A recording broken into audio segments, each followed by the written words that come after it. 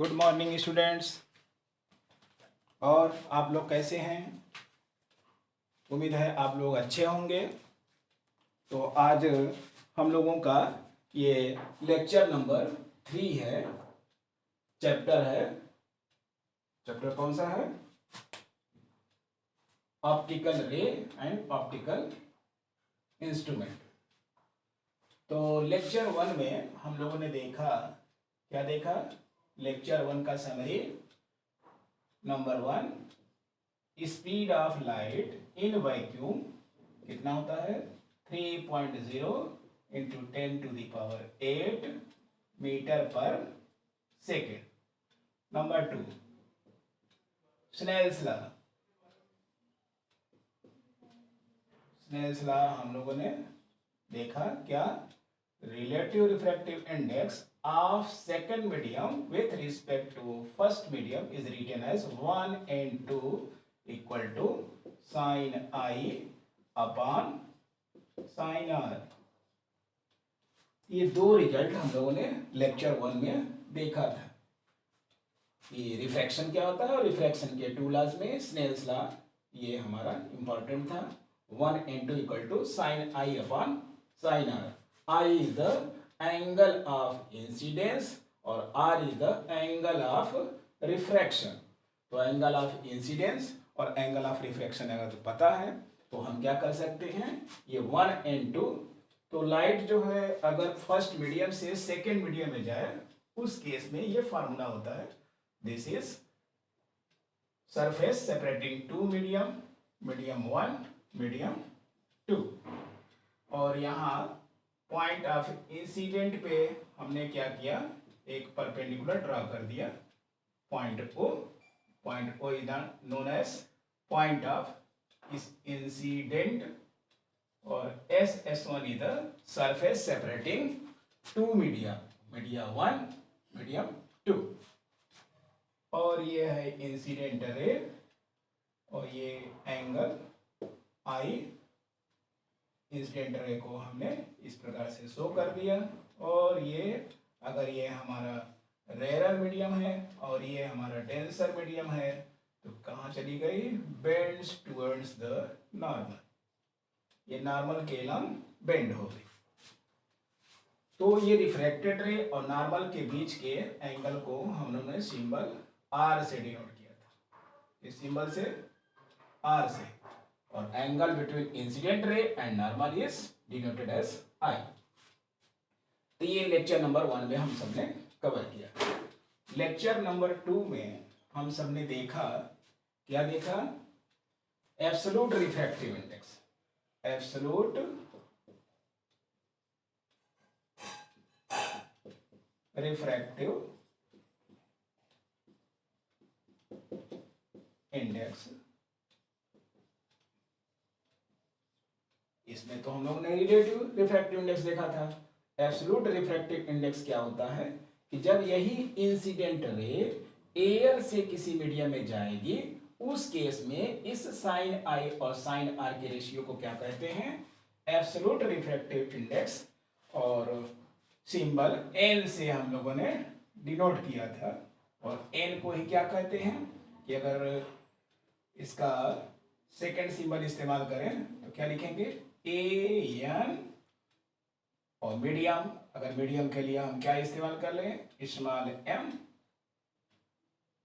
तो A N M, इसी को सिंबल शार्ट में क्या लिखेंगे? एन। तो एब्सोल्यूट रिफ्रैक्टिव इंडेक्स जब भी कहा जाए तो इसका मतलब उसका रिफ्रैक्टिव इंडेक्स दिया हुआ है विथ रिस्पेक्ट टू एयर। तो एब्सोल्यूट रिफ्रैक्टिव इंडेक्स के बाद हम लोगों ने कुछ फार्मूले डिराइव किए थे। वो फार्मूला नंबर 1 क्या? 1n2 into 2n1 is equal to 1। और सेकेंड रिजल्ट फाइंड किया था क्या?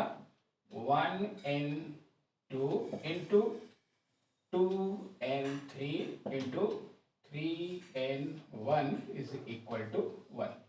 ये 3 मीडियम के लिए और ये 2 मीडियम के लिए। तो अगर इन दोनों रिजल्ट को हम याद रखते हैं तो आगे के डेरिवेशन में हमको क्या होगा, सुविधा रहेगी। अब देखते हैं, अब लेक्चर नंबर 3 में हम सबको क्या पढ़ना है। तो now we are going to start lecture number 3। Lecture number 3 में हम सबको क्या पढ़ना है, तो लेक्चर नंबर 3 में आप लोग हेडिंग डालिए या factors affecting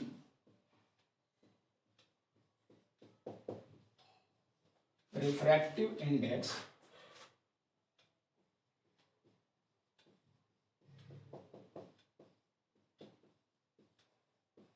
of medium.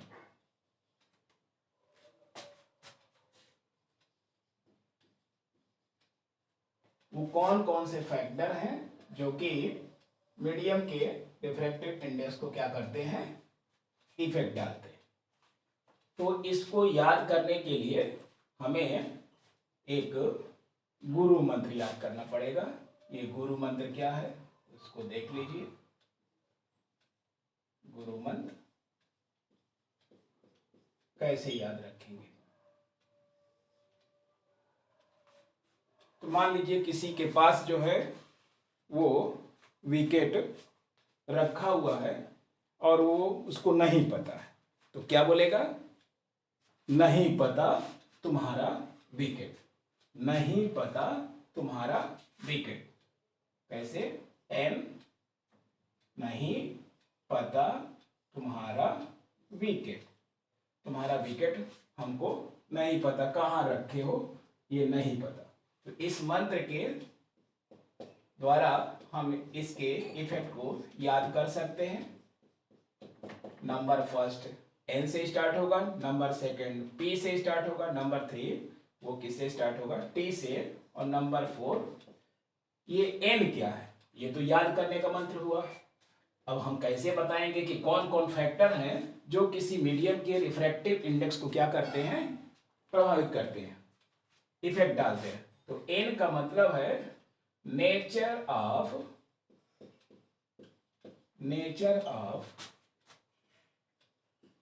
Surrounding media.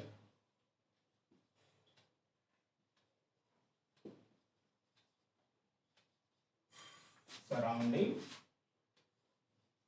Medium यानी जो जिसका रिफ्रैक्टिव इंडेक्स हम फाइंड करने जा रहे हैं वो किस मीडियम में रखा हुआ है उस बात पर निर्भर करेगा। जैसे कि ग्लास को हम जो है वो वाटर में रख दें, ग्लास उसी ग्लास को हम किसी ऑयल में रख दें, तो उसका रिफ्रैक्टिव इंडेक्स क्या होगा, वो चेंज हो जाएगा। तो nature of the surrounding medium also affect the refractive index of the medium. Number P क्या है, पी से physical state, physical state of the medium.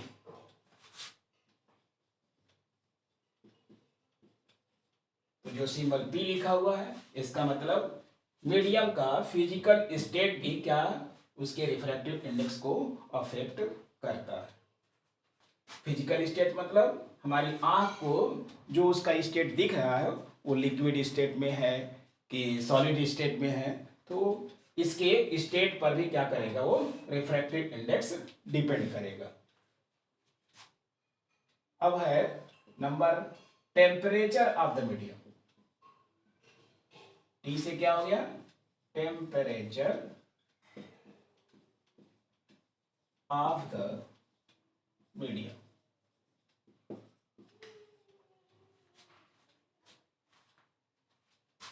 और W से है, ये विकेट नहीं है, W से है वेवलेंथ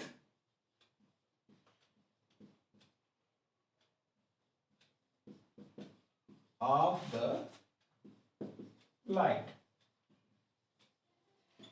यानी जिस रे ऑफ लाइट को मीडियम से पास कर रहे हैं उसके वेवलेंथ पर भी निर्भर करता है। वेवलेंथ किससे डिसाइड होती है, कलर से, किस कलर की लाइट जो है हम प्रयोग कर रहे हैं। तो अलग अलग कलर लाइट के कलर के लिए एक ही मीडियम का रिफ्रैक्टिव इंडेक्स क्या होगा, डिफरेंट होगा। अगर हम रेड लाइट के लिए रिफ्रैक्टिव इंडेक्स फाइंड करें किसका, ग्लास का, तो अलग आएगा। ब्लू के लिए निकालेंगे रिफ्रैक्टिव इंडेक्स, ग्लास का ही निकालेंगे, तो क्या आएगा, वो डिफरेंट आएगा। तो वेवलेंथ ऑफ लाइट जो है वो इफेक्ट डालती है कहां पर, refractive index of the medium. जो भी ट्रांसपेरेंट मीडियम है उसका रिफ्रैक्टिव इंडेक्स इन 4 पॉइंट्स पे निर्भर करता है। तो रिफ्रैक्टिव इंडेक्स जब भी आए एग्जाम में कि कौन कौन से फैक्टर हैं जो कि रिफ्रैक्टिव इंडेक्स को प्रभावित करते हैं, तो हम क्या लिख सकते हैं, nature of the surrounding medium, physical state of the medium, temperature of the medium, wavelength of the light. जो लाइट हम यूज कर रहे हैं उस पर ये डिपेंड करती है। इसके बाद नेक्स्ट हेडिंग है, जो लोग भाई सो रहे हो वो जग जाएं, अपना अपना रजाई जो है हटा दें, लिखना शुरू करें, वीडियो को पॉज कर लें, आराम से इसको लिखें। वैसे मैं इसका पीडीएफ आपको दे दूंगा, फिर भी आप वीडियो पॉज करके इसको लिखते जाइए। सेकंड है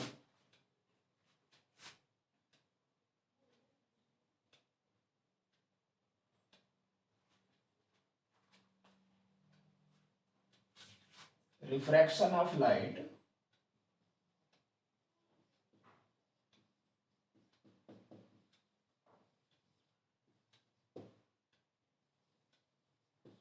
थ्रू ए ग्लास स्लैब।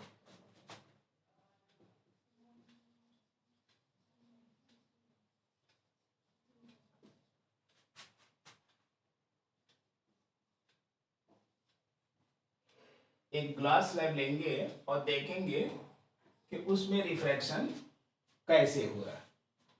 तो मान लिया कि ये एक ग्लास स्लैब है, कितने लोग ग्लास स्लैब देखे हैं, ये कांच का रेक्टेंगुलर जो है एक टुकड़ा है। रेक्टेंगुलर में क्या होता है, ये जो आमने सामने की साइड है वो क्या होती है, पैरेलल होती है। ये इसके पैरेलल होगी, ये इसके पैरेलल होती है। तो इस ग्लास स्लैब पे हम एक रे क्या करेंगे, इंसिडेंट कराएंगे।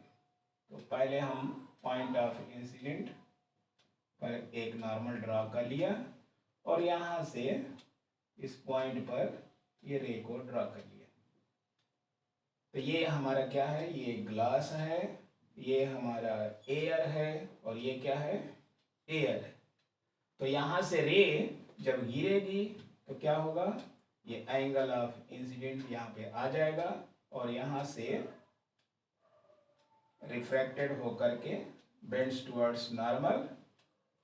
अब इस पॉइंट पर जब इंसिडेंट करेगी तो यहाँ से मीडियम फिर चेंज हो रहा। अब यहाँ पर जो रे है वो कहाँ जा रही है, ग्लास से एयर में जा रही है। इसका मतलब एयर क्या होता है, ये रेयर मीडियम है, और ग्लास क्या होता है, वो डेंसर मीडियम है, और फिर रेयर मीडियम आ गया। तो हम जानते हैं कि जब रे जो है वो रेयर मीडियम से डेंसर में जाती है तो इट बेंड्स टुवर्ड्स नॉर्मल। ये नॉर्मल की ओर क्या हो गई है, बेंड हो गई है। मगर जब वो डेंसर से रेयर में जाएगी तो क्या होगी, वो नॉर्मल से bends away from the normal. यानी यहां पर जो एंगल बनेगा, ये जो एंगल बनेगा, मान लिया कि let us suppose that this angle is R, angle of refraction. अब ये एंगल ऑफ रिफ्रैक्शन आर, तो ये दोनों नॉर्मल नॉर्मल क्या है, पैरेलल है, तो ये वाला एंगल भी क्या हो जाएगा, वो आर हो जाएगा। और ये वाला एंगल तो हम जानते नहीं, तो इस वाले एंगल को मान लिया कि ई है। तो यहाँ 3 रे हमने डायग्राम में बनाया है, इनका नाम हम रख देते हैं। ये है पॉइंट P और इस पॉइंट का नाम रख दिया हमने Q, इस पॉइंट का नाम रखा A और इस पॉइंट का नाम रख दिया B। यहां पर हमने एक नॉर्मल N1 और दूसरा जो है वो यहाँ पर जो नॉर्मल है इसका भी नाम रख देते हैं। इसका नाम क्या रख देंगे? M1। तो M1 is the second normal drawn at point Q and N1 is the normal drawn at point P। तो हमको प्रूफ क्या करना है कि ये जो एंगल I दिखाई दे रहा है और एंगल E, इसमें क्या रिलेशन, इसको देखना है। तो इसके लिए ये जो I है पॉइंट P पर क्या लगा देंगे? Snell's law. तो at point P by Snell's law,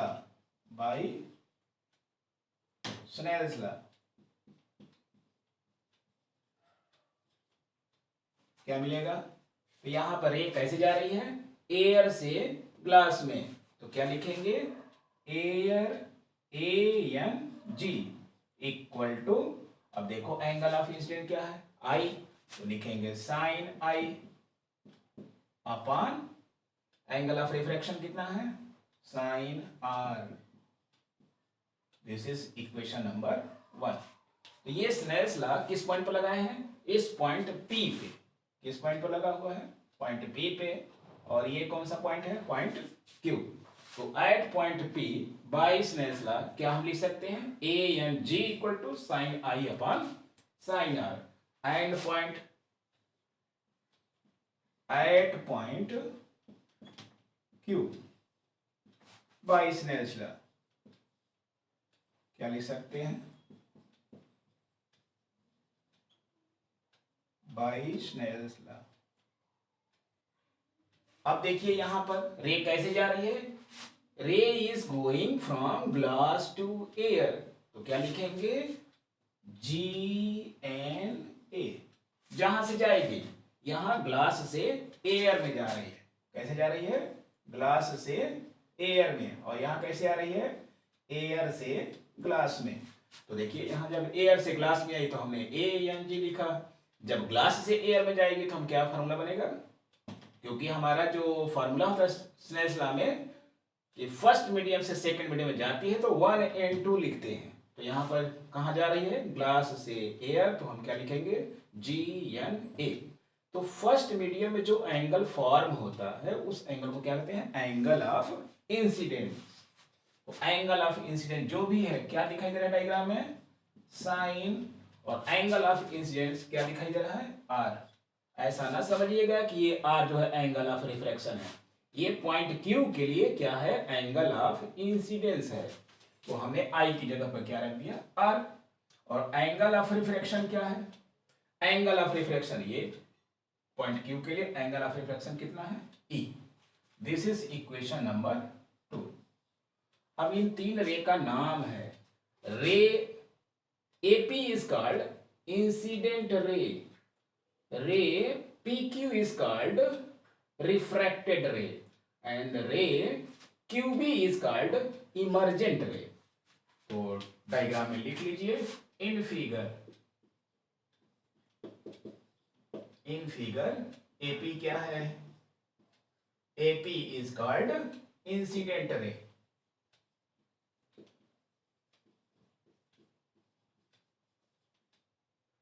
PQ is called ray PQ।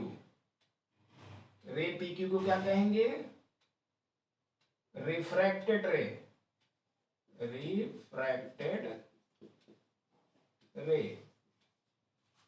और रे QB को क्या बोलेंगे? ये ग्लास स्लैब से क्या हो गई है? बाहर निकल गई है, इसलिए इसको क्या बोलेंगे? इमर्जेंट रे। ये हमको दिखाई दी है तो इसको कहते हैं दृष्टिगोचर किरण, या क्या बोलेंगे?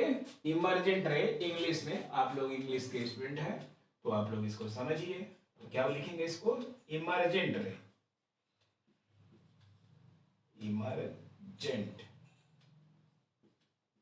रे। तो एपी हमारी क्या हो गई? Incident ray. PQ क्या हो गया? रिफ्रैक्टेड रे। और QB क्या हो गया? इमर्जेंट रे। तो इंसिडेंट रे नॉर्मल के बीच का एंगल क्या बोलेंगे? Angle of incidence. इसको क्या बोलेंगे? एंगल बिटवीन रिफ्रैक्टेड रे और नॉर्मल, इसके बीच का एंगल क्या कहते हैं? Angle of refraction. और इमर्जेंट रे और नॉर्मल के बीच को क्या कहेंगे? Angle of emergence. तो यहां पर लिख लीजिए, ई क्या है? आई angle of incidence.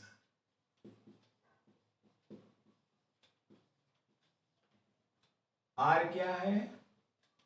Angle of refraction. Note करते जाइए। और ई को क्या बोलते हैं? Angle of emergence.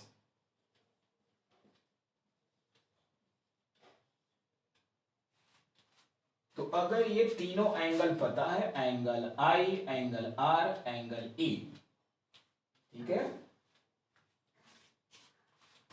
तो ये रिलेशन एट पॉइंट पी पर स्नेल्स लॉ से क्या मिलेगा? A n g equal to sine I upon sine r, g n a क्या मिलेगा? Sine are upon sine e. आज आप लोगों को एक अंतर दिख रहा होगा कि आवाज आप लोगों को खूब तेज तेज आ रही होगी। तो आप लोग तो जानते होंगे, माइक लगा लिया तो आवाज आपको तेजी से सुनाई दे रहा है। ये आप सबके सुविधा के लिए हमने इतना इंतजाम किया। तो आप लोग इसका फायदा उठाइए, डेली नोट्स बनाइए और उसको याद करते जाइए। कहीं दिक्कत है तो आप कमेंट करके पूछ सकते हैं। अब क्या करेंगे? आई और टू, तो हम लोगों ने एक रिजल्ट आते ही लेक्चर नंबर 2 में हमने रिवाइज किया, समरी दिया। क्या देखा था? वी नो दैट क्या 1 and 2 into 2 and 1 equal to 1. How much? 1 into dot 2 and 1 equal to, ये डॉट प्रोडक्ट नहीं है, into स्केलर क्वांटिटी। नहीं तो आप लोग ऐसा ना समझिएगा कि ये डॉट लगा है तो हमने डॉट प्रोडक्ट ले लिया। ये स्केलर क्वांटिटी है, तो हमारा जो अलजेब्रा का सिंबल है वो मल्टीप्लिकेशन का सिंबल है। अब हम फर्स्ट मीडियम को क्या ले लें? फर्स्ट मीडियम, ये जो फर्स्ट मीडियम है हमने क्या ले लिया? एयर। और सेकंड मीडियम को क्या लिया? ग्लास। तो लेट क्या लिखेंगे? Let medium 1 to be air, और मीडियम 2 को हमने क्या मान लिया? ग्लास। तो जब मीडियम 1 को इस फार्मूले में हम एयर मान लेंगे और मीडियम 2 को ग्लास मान लेंगे तो हमारा फार्मूला क्या बन जाएगा? देन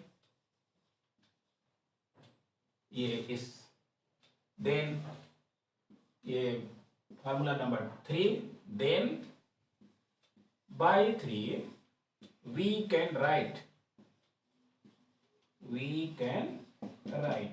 क्या लिख सकते हैं? 1 को हमने क्या माना? एयर, और एयर के लिए सिंबल हमने इस्तेमाल कर लिया है स्मॉल ए, और ग्लास के लिए स्मॉल जी। तो क्या लिखेंगे? ए एन जी इनटू हमारा मीडियम 2 क्या है? जी एन ए। वैल्यू कितनी आएगी? 1। यानी ये फार्मूला कहां से आया? ये जो फार्मूला हम लोगों ने डिराइव किया था 1 into dot 2 and 1 equal to 1, वहां से हमारा ये रिजल्ट आ गया। तो इसको हमने लिख दिया इक्वेशन नंबर 4। एक चीज नोट करते जाइए। कितने लोग अभी सो रहे हैं? अपना नाम लिख करके कमेंट बॉक्स में लिखिए कि अभी हम सर सो रहे हैं, ब्रश करने के बाद आपका वीडियो देख लेंगे। ठीक है भाई, आप जब उठ जाइएगा तो हमारा वीडियो देख लीजिएगा। ये आप ही के सुविधा के लिए हमने इसको YouTube पर लोड कर दिया है, तो आप जो है लिंक से देख सकते हैं। इसको देखिए। अब क्या करेंगे? ये इक्वेशन 1 में ए एन जी की वैल्यू आई है और इक्वेशन नंबर 2 में क्या आया है? जी एन ए अब इनकी वैल्यू को हम कहाँ रख देंगे, इस इक्वेशन नंबर 4 में। तो ऊपर से अब हम मिटाते हैं।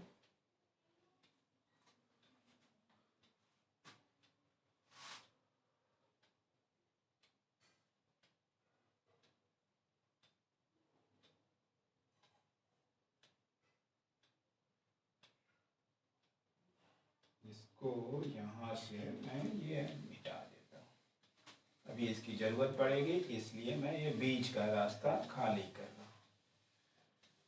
ठीक है, चलिए आप यहाँ पर लिख लीजिए, क्या हो जाएगा, imply that A and G की वैल्यू कितनी है, साइन आई upon sine R into equation number 2 से इसकी वैल्यू कितनी है, sine are upon sine E equal to 1। ठीक है, तो ये साइन आर से साइन आर मर गया और ये साइन ई इधर चला गया, तो क्या मिलेगा, sine of i equal to sine of e. इसका मतलब क्या हुआ कि एंगल आई का साइन किसके इक्वल है, एंगल ई के साइन के इक्वल, तो यहां से एंगल आई इक्वल टू ई। इसका मतलब कि जो ये एंगल ऑफ इमर्जेंस है किसके इक्वल होता है, एंगल ऑफ इमर्जेंस वो एंगल ऑफ इंसिडेंस के इक्वल होता है। तो इस रिजल्ट का क्या मीनिंग है, इंप्लाई दैट ये जो हमारी इंसिडेंट रे है, incident ray is parallel to, ये सिंबल क्या है, पैरेलल टू का सिंबल है, इंसिडेंट रे, इसका नाम तो हम लोग लिख ही चुके हैं, तो नाम ही लिख दें, क्या लिखेंगे, इंसिडेंट रे हमारी कौन सी है, देखिए ऊपर लिखा हुआ है AP, incident ray AP is parallel to the emergent रे,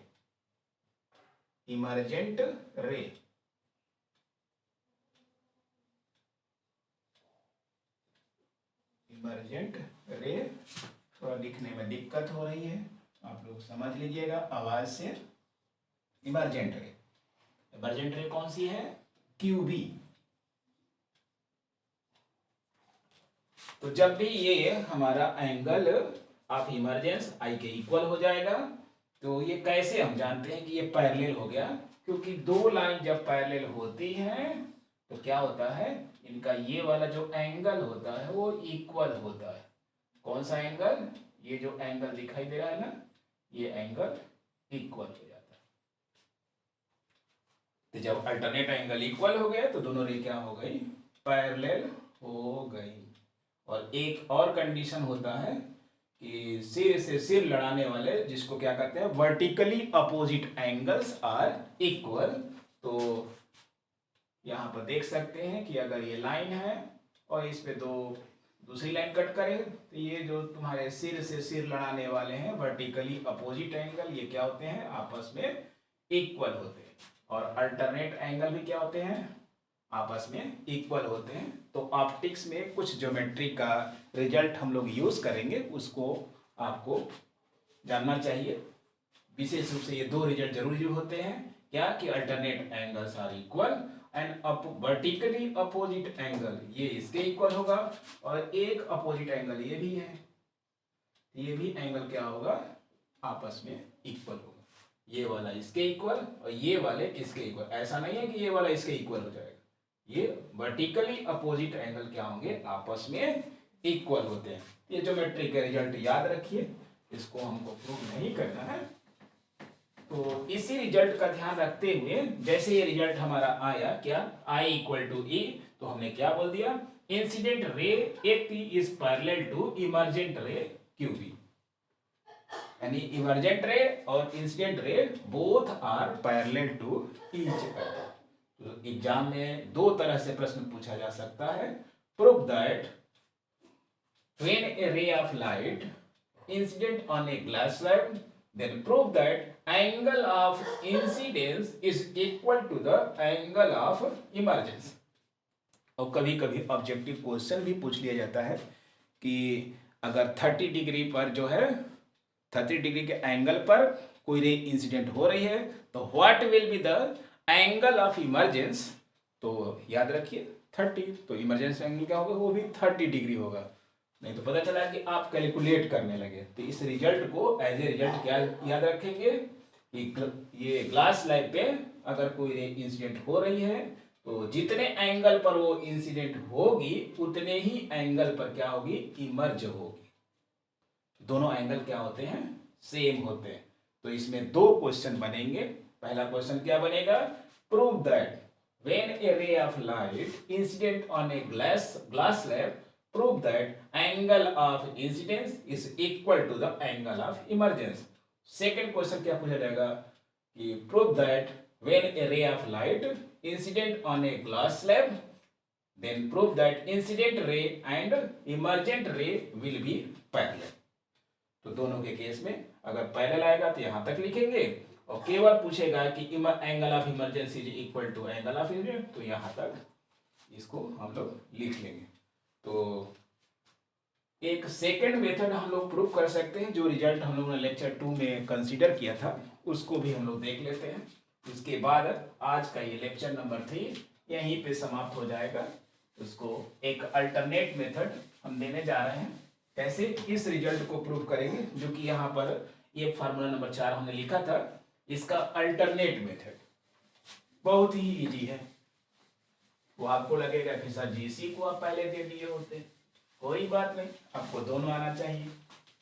लिखिए अल्टरनेट मेथड, हेडिंग क्या डालेंगे, अल्टरनेट मेथड या सेकंड मेथड डाल लिख दीजिए, सेकंड मेथड।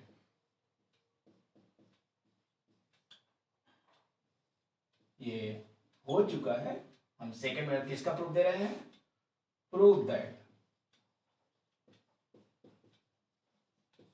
क्या, number 1n2 into 2n1 equal to 1 and number 2 दो रिजल्ट हमने दिया था 1n2 dot 2n1 dot 2n3 dot 3n1 equal to 1।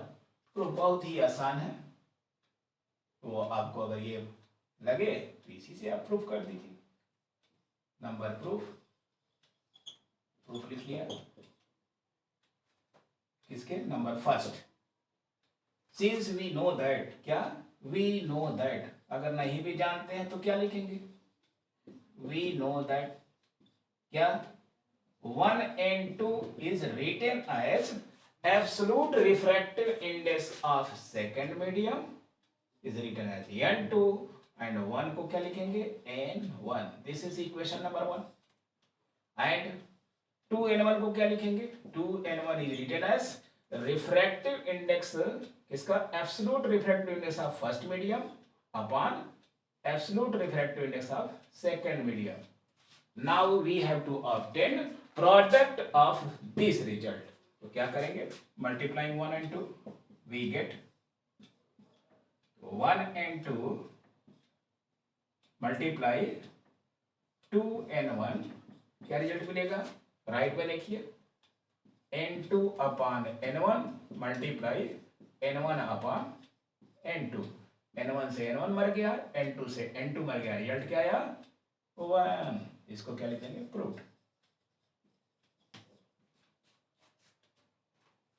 इसी प्रकार से सेकंड रिजल्ट को भी प्रूव कर सकते हैं, कैसे लिखेंगे, वही we know that, we know that.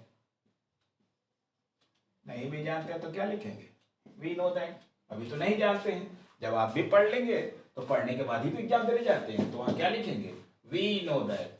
क्या लिखेंगे, 1n2 is equal to कैसे, absolute refractive index of second medium with ratio of absolute refractive index of second medium upon absolute refractive index of first medium. 2n3 को कैसे लिखेंगे, absolute refractive index of third medium upon absolute refractive index of second medium. इसी प्रकार से and क्या लिखना है 3n1 कैसे लिखेंगे absolute refractive index of first medium upon absolute refractive index of third medium. अब क्या करेंगे तीनों को मल्टीप्लाई कर देंगे। Multiplying this three equations we get equation number 1, equation number 2, equation number 3। क्या आ जाएगा